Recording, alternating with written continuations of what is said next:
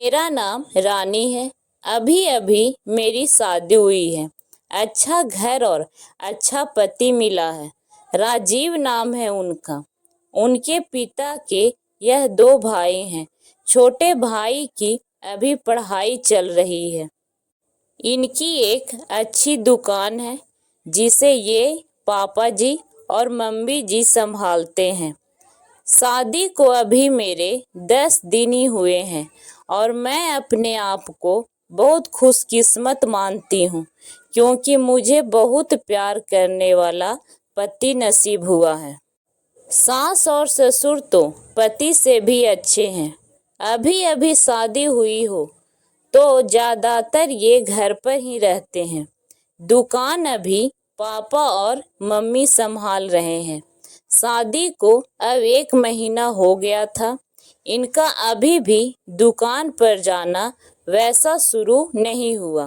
कुछ देर के लिए जाते और फिर वापस आ जाते। सुबह पापा जी ही जल्दी उठकर दुकान खोलते और देर रात तक वही दुकान पर बैठते थे। मम्मी जी उनके लिए खाना ले जाया करती थी। यह दिन भर मेरे पीछे ही घूमते। मैंने इन्हें बोला कि अच्छा नहीं लगता है, अब आप रेगुलर दुकान पर जाना शुरू कीजिए, वरना पापा मम्मी कहेंगे कि मैंने आपको कंट्रोल कर रखा है। उन्होंने बोला ऐसा कुछ नहीं होगा, वो सब बातें तुम मत सोचो। एक दिन हमारे कमरे की नल खराब हो गई तो हमारे बाथरूम में पानी नहीं आ रहा था। मुझे नहाने के लिए हॉल के बाथरूम में जाना पड़ा। मेरे पति तब सो रहे थे। मैं बाथरूम में नहाने गई। कुछ ही सेकंड के बाद वो भी उठकर दरवाजे के बाहर आ गए और बाहर से ही मुझे आवाज दिया, रानी तुम अंदर हो? मैंने बोला हाँ। अपने रूम में पानी नहीं आ रहा था इसलिए मैं बाहर आकर नहा रही हूँ। फिर जब तक मैं नहा कर वापस नहीं आई तब तक वो दरवाजे के बाहर ही खड़े रहे। ऐसा वो रोज करने लगे। एक दिन वो बाथरूम में नहा रहे थे तब कोरियर वाला आया। कोई था नहीं तो मैं रिसीव करने के लिए दरवाजे पर गई। मैं अभी उससे बात ही कर रही थी कि वह बाथरूम से टॉवल में ही भागकर आए। आते ही मुझ पर जोर से चिल्लाए कि तुम अंदर जाओ। फिर उसके जाने के बाद किचन में आकर मुझसे कहते हैं कि इस तरह अनजान आदमी से बात करना सेफ नहीं है, तुम ध्यान रखा करो। फिर इसके बाद मैंने कई बातें देखी, जैसे जब हम बाहर जाते थे तब वो मुझे इधर उधर नहीं देखने देते थे। कहीं खाना खा रहे होते थे तो मेरी नजरें कहाँ हैं, मैं किसे देख रही हूँ देखते थे। बार बार अपनी जगह बदलते रहते थे। मेरे पति का यह स्वभाव मेरे सास ससुर भी देख रहे थे। एक दिन पापा ने उन्हें दुकान के काम से बाहर जाने को कहा तो उन्होंने मना कर दिया। फिर पापा को ही जाना पड़ा। वो बस मेरे पीछे ही रहते।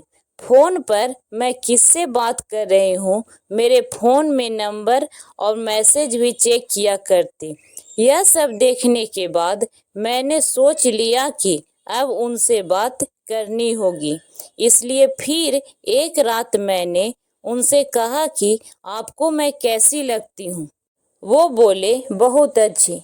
मैंने कहा आप मुझ पर विश्वास नहीं करते हैं? वो बोले क्या हुआ?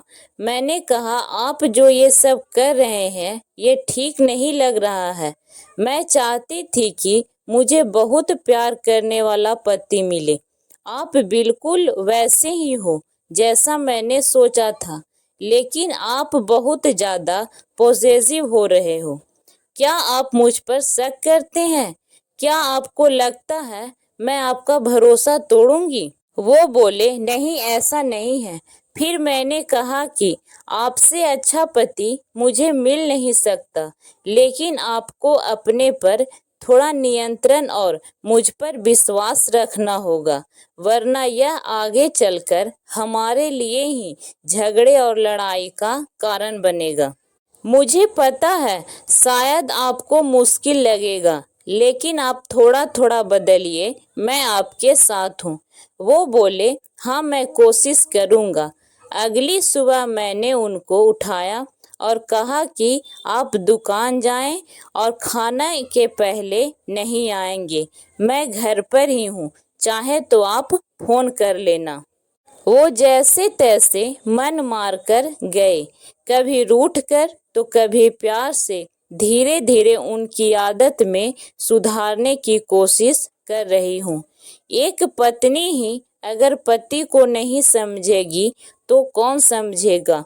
बहुत हद तक मैंने उनका स्वभाव बदल दिया है। बात को बढ़ाना नहीं, बात को किस तरह से सुलझाया जाए यह सोचना चाहिए। हम दोनों में एक बात तय हुई कि एक दूसरे के मन में क्या चल रहा है हमेशा एक दूसरे को बताते रहेंगे। बात नहीं करना, अपनी बात मन में ही रखना ही किसी समस्या को जन्म देता है। आपको ये कहानी कैसी लगी हमें कमेंट करके ज़रूर बताएं, और भी ऐसी कहानी सुनने के लिए हमारे चैनल को सब्सक्राइब ज़रूर करें। धन्यवाद।